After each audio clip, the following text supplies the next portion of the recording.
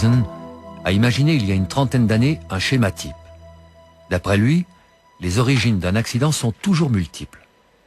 Les causes s'ajoutent les unes aux autres, un peu comme des strates, chacune comportant une défaillance, un trou à travers lequel peut se glisser l'accident.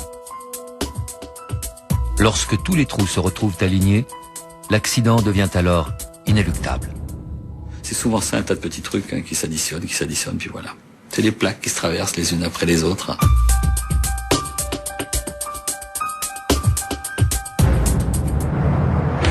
La première cause n'avait rien à voir avec l'aéronautique. C'était un attentat à la bombe, perpétré par un groupuscule indépendantiste. Il voulait exercer une pression politique, semer le désordre, en obtenant la fermeture durant quelques heures de l'aéroport international. À aucun moment, ils n'ont imaginé les conséquences de leur action.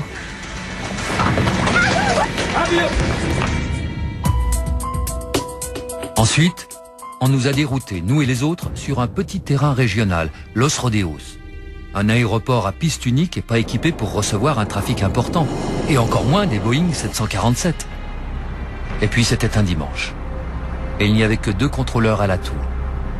Ils étaient compétents, mais pas vraiment habitués à gérer autant d'avions.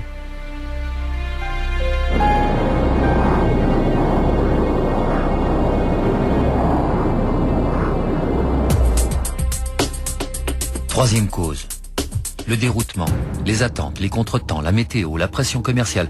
Tout cela a généré chez les passagers comme chez les pilotes un véritable stress. Avec un facteur aggravant. Le commandant hollandais, lui, devait ramener son avion le jour même à Amsterdam. Et il savait qu'un retard trop important allait le clouer au sol pour la nuit et le forcer à attendre le lendemain matin.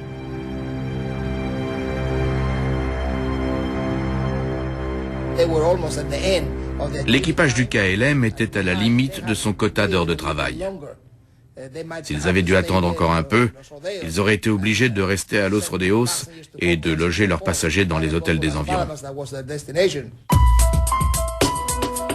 Quatrième cause. Le Hollandais était vraiment pressé. Et pour gagner quelques précieuses minutes à l'escale suivante, il a demandé à refaire le plein à Los Rodeos. Il a demandé 55 000 litres de kérosène, ce qui a alourdi l'appareil. Le rapport montre que ce n'est pas le nez du 747 de KLM qui a touché le Paname, c'est le train d'atterrissage principal. Je dirais que pour éviter le Paname, il aurait fallu que le KLM soit à une hauteur de 20-25 mètres. Si Jacob Van Zanten n'avait pas demandé de kérosène, ils auraient pu décoller une demi-heure plus tôt.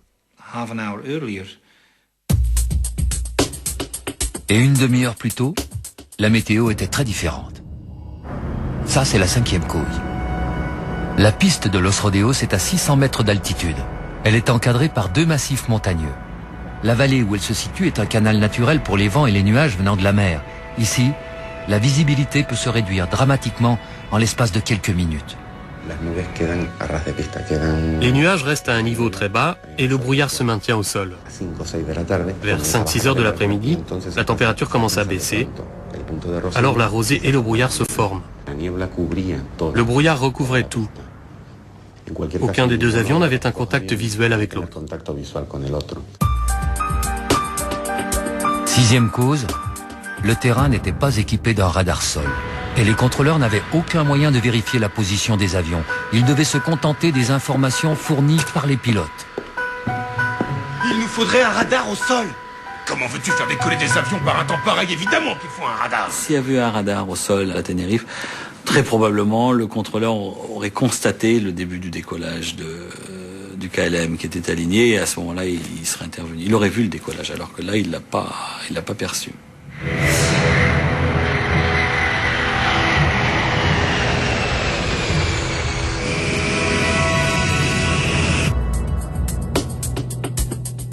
La septième cause de la catastrophe, ce fut un problème de langage.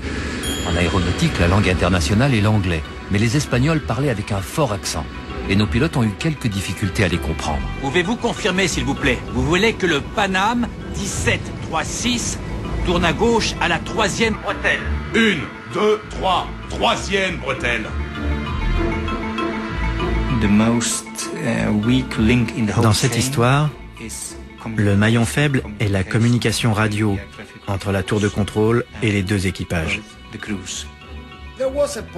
Il y a eu des problèmes de compréhension entre les pilotes et la tour.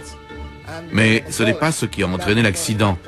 Le Panam avait reçu pour instruction de sortir à la 3e bretelle, alors que seule la 4e faisait un angle de 45 degrés.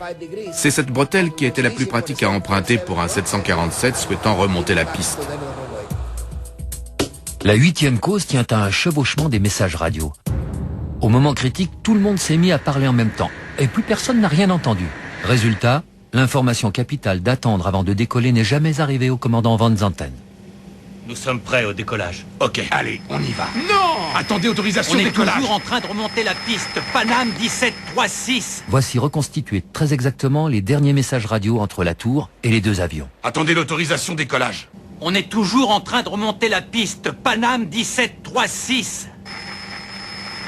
Deux émissions simultanées, ça donne une espèce de... C'est complètement inaudible, hein. Souvent c'est complètement inaudible. Et maintenant, voici le son original de ces derniers messages radio enregistrés par les boîtes noires. Nous étions à 28 secondes de la collision.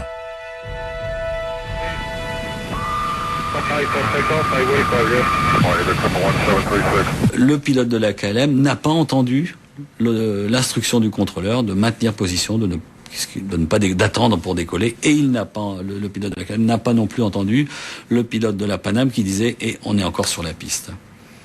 Ces deux messages-là sont détruits mutuellement et il est parti. Jacob Van Zanten n'a pas entendu « Attendez que je vous rappelle pour le décollage ».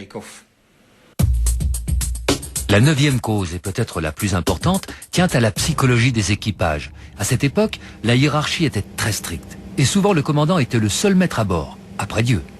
C'est maintenant que vous regardez les procédures d'approche pour Gando? Oui. Je déteste que l'on attende la fin d'un vol pour faire cela, ok? Entendu? C'est bien vu. Les enquêteurs hollandais l'ont confirmé. Le copilote et l'officier mécanicien, malgré leurs doutes, n'ont eu presque aucune influence sur le commandant Van Zanten. Un officier mécanicien navigant n'a pas à obéir au commandant.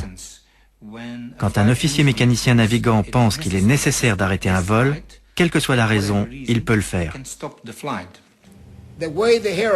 Dans l'aviation, et ce particulièrement en Europe, le commandant a toujours raison, il est infaillible.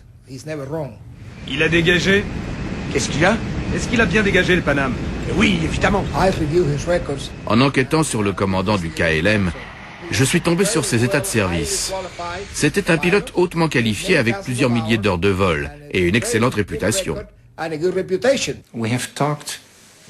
Nous avons parlé à sa fille. Elle nous a dit que son père avait un fort caractère, que ses avis étaient très tranchés, mais qu'il n'était en aucun cas un dictateur.